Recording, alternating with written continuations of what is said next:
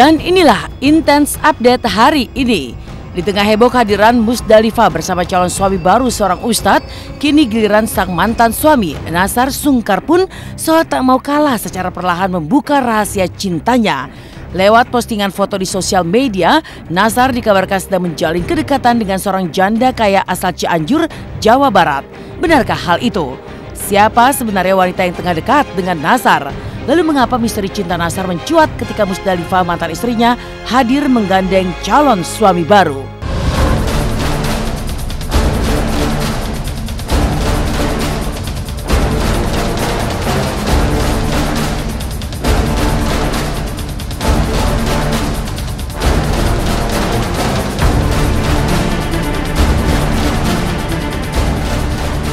Kalau masalah kaya atau tidaknya itu mah tergantung dari tergantunglah ya, semuanya tergantung dari penilaian orang masing-masing gitu. Cemburu, orang aku juga sudah punya, kenapa aku harus cemburu? Kalau aku mesti harus ke depan cemburu. Kapan? Kalau aku cemburu, aku sampai sekarang masih nunggu dulu. Aku mah nggak pernah mau manas-manasin, kalaupun aku ada berita tentang pacar, aku tuh takut. Sekarang tuh takutnya nanti dibilangnya apa. Aku mah nggak mau ngegembor-gemborin. Pokoknya nanti pada saat waktunya syukuran aku undang. Waktunya lagi itu aku undang, tenang aja. Pokoknya segala sesuatu yang positif pasti aku undang kok.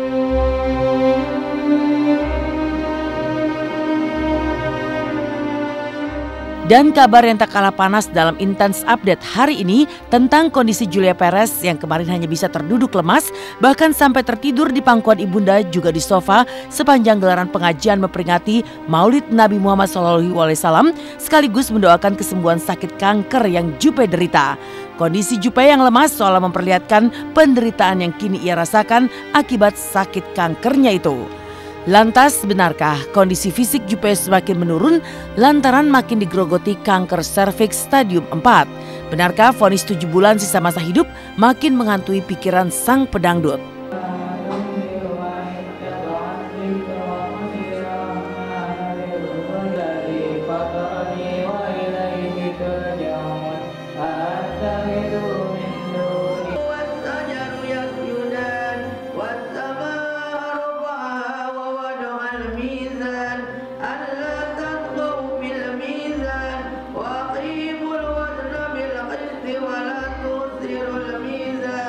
Tadi saya nggak bisa berdiri, susah banget.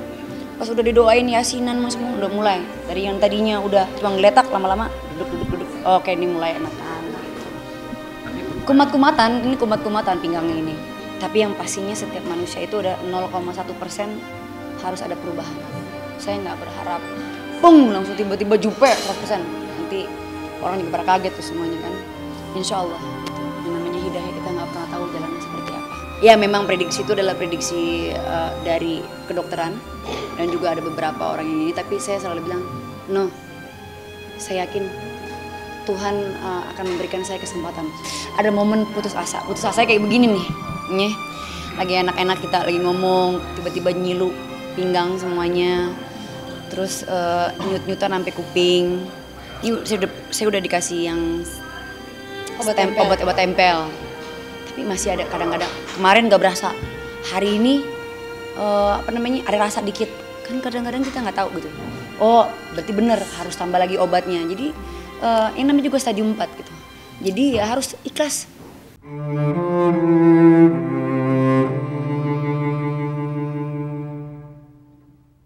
Tak patah arang berjuang demi kesembuhan, benarkah Jupe sampai alami overdosis karena terlalu banyak mengkonsumsi obat-obatan? Kondisi fisik yang semakin lemah inikah yang sampai membuat Jupe berlinang air mata meski terus mendapat dukungan dari fans, keluarga, hingga para sahabat seperti Zaskia Gotik? Jujur saya, kalau udah ngerasain sakitnya, ya Allah, Allahu Akbar. Kalau udah ngerasain sakitnya kemarin saya sampai overdosis. Setiap 3 jam saya sakit. Obat yang tadinya cuma 2, saya telan 4, 3 jam, setiap 3 jam. Jadi sakitnya gitu. Habis itu udah menyerah gitu. Ketika keinget lagi enggak. Kalau saya bisa ngelewatin tahun lalu yang kemarin, hari kemarin, besok saya bisa lewatin lagi dan besok saya pasti bisa lewatin. Doa orang banyak, Ma. Orang pada sayang sama Emak. Seluruh Indonesia sayang sama Emak. Banyak tuh, Bob. Contohnya kan Emak lihat sendiri kan. Ibu-ibu, bapak-bapak semua pada ngedoain Emak. Tinggal Emaknya yang semangat terus. Semangat untuk sembuh, semangat untuk bangkitnya itu besar banget gitu loh.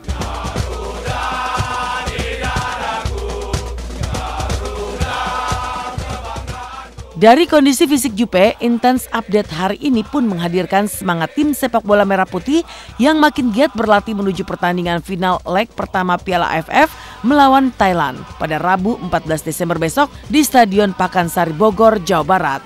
Meski fokus mempersiapkan fisik dan mental, para pemain berusaha menghilangkan penat sekaligus bersantai dengan makan sagu hingga jalan-jalan di salah satu pusat perbelanjaan. Lantas seperti apa persiapan timnas kita jelang laga final AFF?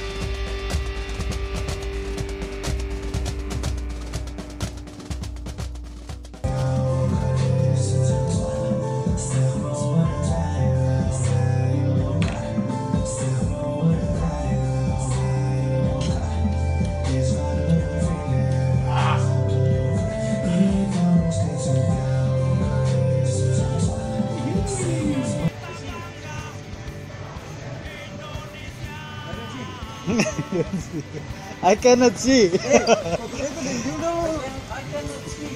99.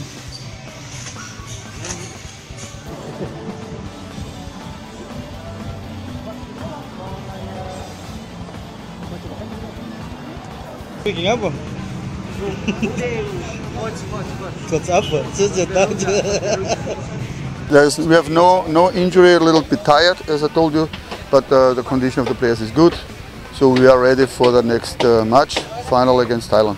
Bonus nggak usah diomongin, itu sudah kepastian, udah pasti. Oleh kalau kita punya, ya bukan bonus namanya ya, bukan bonus itu kewajiban. Enggak sama sih, tipe sama dia sama Vietnam sama aja ya, sama-sama andalkan kecepatan dan itu mungkin ya yang harus kita waspadai. Bangga juga ya, ternyata Indonesia bisa sampai ke final kayak. Tapi semoga menang sih ini. Sempat shock juga aku, iya. Sempat shock kayak Indonesia bisa sampai final loh. Tapi alhamdulillah bangga banget bangga. Ya semoga Indonesia semakin kedepannya semakin naik lagi. Gitu. Ya pemirsa, saya Rico Seper mengajak kita semua nonton di RCTI. Tanggal 14 Desember jam 7 malam. Hanya di RCTI Indonesia lawan Thailand. Bravo Indonesia! Sementara itu, benarkah si bocah lucu dan menggemaskan Tatan kini telah memiliki 1 juta followers di sosial media? Benarkah pula Tatan sempat alami sakit akibat kondisi obesitasnya?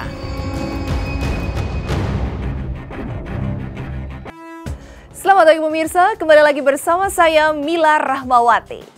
Mendadak dikenal karena video-video lucu di medsos, bocah Tatan yang masih berusia 3 tahun kini menjadi idola dengan jumlah pengikut di media sosial hingga 1 juta. Lalu benarkah kini Tatan berhasil mempunyai penghasilan sendiri lewat media sosial? Diduga sempat sakit, benarkah karena obesitas? Lantas seperti apa tingkah Tatan yang masih tetap menghibur?